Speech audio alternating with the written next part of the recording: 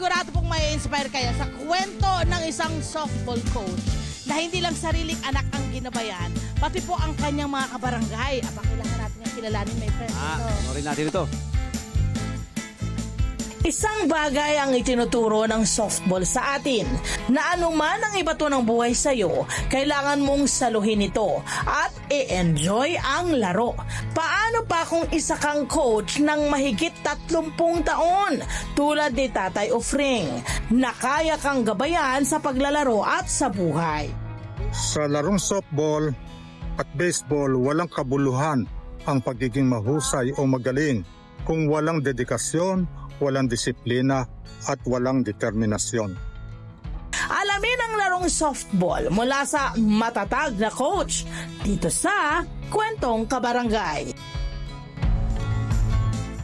Magandang umaga! Coach Ofring de la Cruz! Yes! At syempre kasama niya si Julius de la Cruz, Ayan. ang kanyang anak. Oo. Ang galing. Meron sila talagang sariling meron talaga silang sarili ditong praktisan. Sir, dito po tayo. Ayan, dito po tayo. Bali po ba namin Dito kayong po tayo, mga kapanayam? Batiin muna natin ating mga Julius, kabarangay. sumama ka na rin dito. Halika sa amin. Dito Halika tayo, dito sir. sa akin. Ayan, dito tayo sa gitna, sir. Ayan, dito tayo. Ayan, good morning, Ayan. sir. Magandang umaga po sa inyo lahat. Magandang umaga po. Ayan, magandang umaga. Ayan. Ang tangkad. Ayan na. Okay, so, Umpisa na natin ito. Okay. Unang-una nating napansin, Coach. my friend. Sa labas ng Coach, bahay. Yung labas ng bahay niya ay hindi ho mapaglalalangan na kayo ay talagang nag-softball. Meron ho kayo itong mga nakalagay sa harapan. Ano po ba baseball yun? mitt, may bola, Ito may po bat. ay bat at saka bola ng softball. Saka mitt, meron kayong mitt, Meron no? pong mitt, yung catcher, yung ginagamit sa pagsalo ng bola. Opo, nandun dyan sa labas. Napakahusay. Ito po ang may design, no? Kunin niya. Si Julius. Apo mo na to. Oh, wow! Kaya hindi may kakaila. Kung halimbawa kailangan mo siyang hanapin nyo lang yung bahay na mayroong baseball mitt, Oo. saka bola, saka bat. Alam mga nyo batuta. na, nandito si Tatay Ofring. Yan. Coach Ofring, ilang taon na po kayong coach ng softball? Sa kabuuan po, meron na siguro mga 35 years na nagko-coach na ako ng softball. Sa school, kasama na rin yung pagkano ko sa national team. Pero yun nga kagaya ng nasabi ko kanina, ang kadalasan na sports na meron tayo, coach, basketball kayo, way back, di ba, 30 plus years na, paano kayo na-introduce dito po sa sports na to? Paano ako napasok dito? Yung po. Una po kasi ito, nagmula lang nung ako gustuhan ko makatapos ng pag-aaral na hindi ko nagawa dahil sa kahirapan. Nung may 5 anak na ako, naglaro na lang ako ng softball, nag-enjoy na lang ako. Nung pong naglalaro ako ron sa dating team ng mayor ng Pasig, nakalaban namin ang PUP. Okay. Sa paglalaro namin, tinalo namin ng PUP at in-scout po ako para maglaro sa kanila. During that time, wala pang tinatawag na age limit. Hindi kamukha ngayon. Ngayon may age limit na. Ano po? Saka po category. Opo. Ngayon, nakalaro ako as long na officially enrolled ako. Nakalaro ako at the age of 37. Wow. So, hindi pa huli ang lahat. Oo. Ang kondisyon na sa akin, kinakailangan lang officially enrolled ako. Kaya nag-enroll ako. Anong inaral niyo po doon? Bachelor in Physical Education po. In Yan. sport. Ngayon, ang kagandahan lang noon, nakaklase ko pa yung panganay ko. Ang cute. Na ako nag-aaral. Ang cute. At speaking of yung anak nyo po, ilan po sa mga anak nyo po ang nahilig na rin sa ganitong softball? sports. Sa lahat ng mga anak ko, lahat ng babae at lalaki, nahilig sa sports. Wow. Kasi nakikita, nanonood silang lagi. Yung mga lalaki, yun ang talagang nag-excel.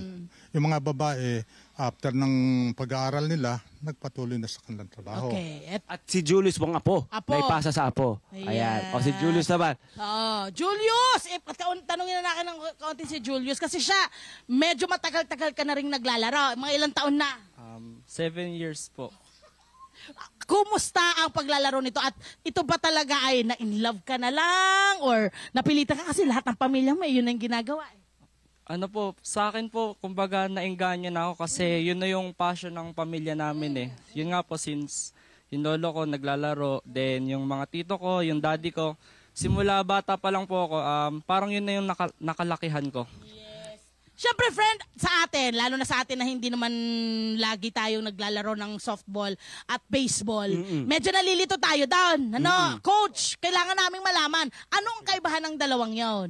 Siguro, para maipaliwanag Ayan na na. mabuti, Dito tayo. lumapit tayo po, pwede po. Oo, lipat tayo dito. Nandito pala yung Itong si table. Julius Love ay member ng national team na rin. Yes, national team niya. Oo, ng softball, national naman team ito. ng softball sa Pilipinas. Yan ang batang Ito. ito. Ang baseball at softball, magkaparehas halos ang mechanic, Aha. pero may bahagyang pagkakaiba lang. Apo. Una, sa field. Ito po ang baseball, bola ng baseball. Mhm. Ito po ang ginagamit nila sa paglalaro. Ang field, ang bola ng baseball ay mas maliit kumpara sa softball. Ay, malaki pala yung sa softball. Mas malaki po, pero softball na naturingan kasi may kalambot. Hindi, matigas din po. Kaya lang softball, hindi nga siya hindi ka mukha ng ano nito na talagang pang heavy duty ang labanan. Malakas si bato ito.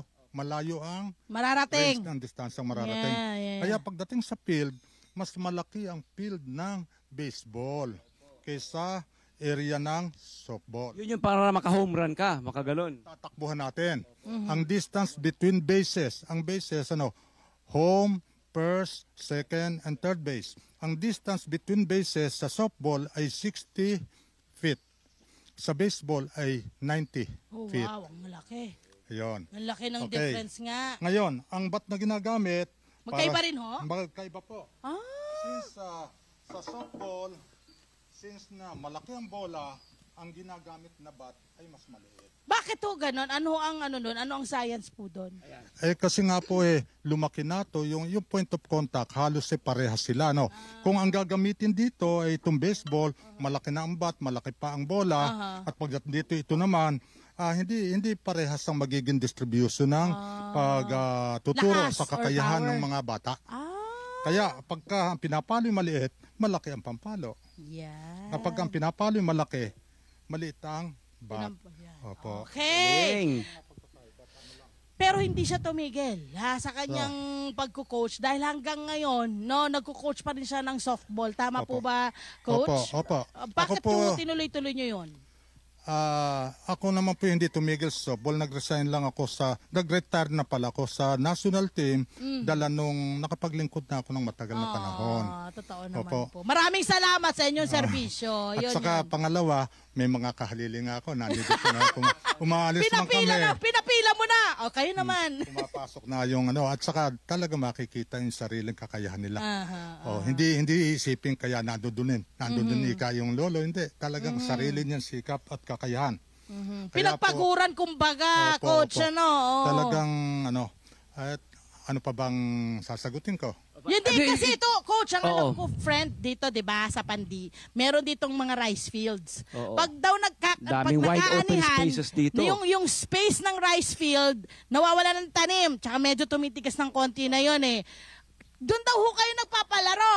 Pag ng summer softball. po, dito sa field, ang ginagamit namin laruan, kung nadaanan nyo yung kanto ron, Opo. may malaking pitak doon na may tanim. Doon kami naglalaro. Nagkakaroon ng tournament. Pagkatapos ng anihan, siyempre. Tapos ng anihan. April, May ang mga anihan eh.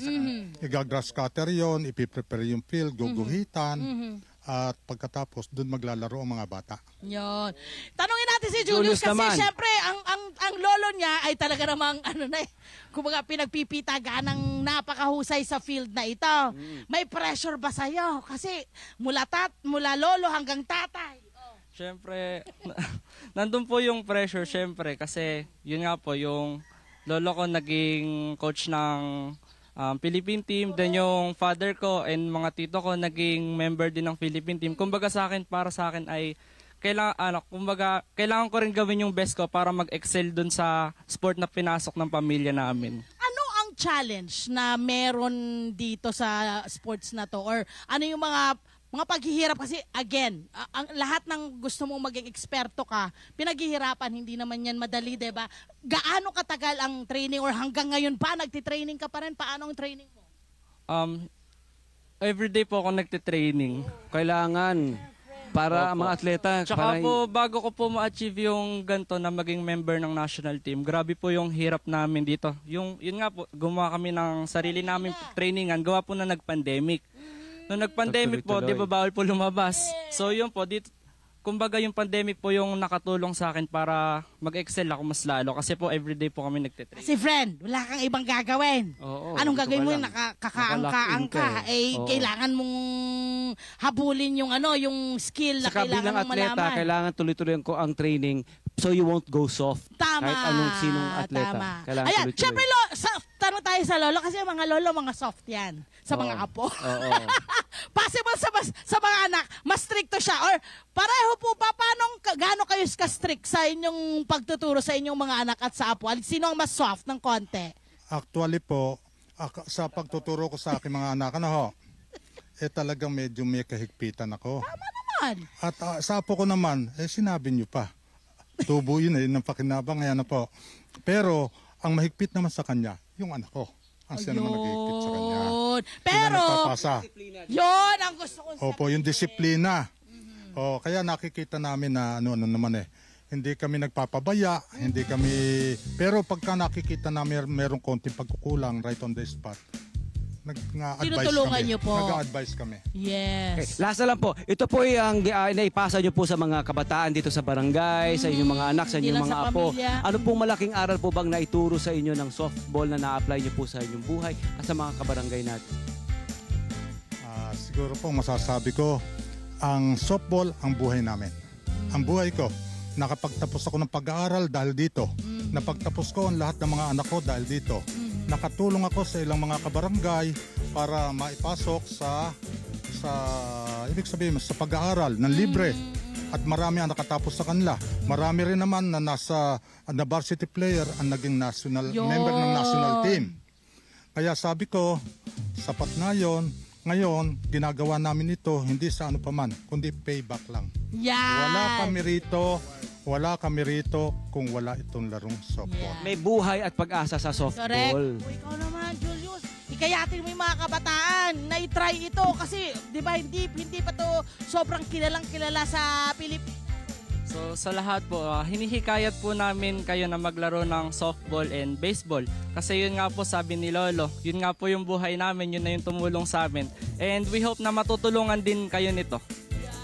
Hello po mga Kanet 25! Si Kuya Tony Pet po ito mula sa Love, Tony Pet and Everything. For more Love, Tony Pet and Everything updates, just click on our subscribe button and follow us on our Net25 social media pages at Net25 TV and at Net25 Entertainment Facebook.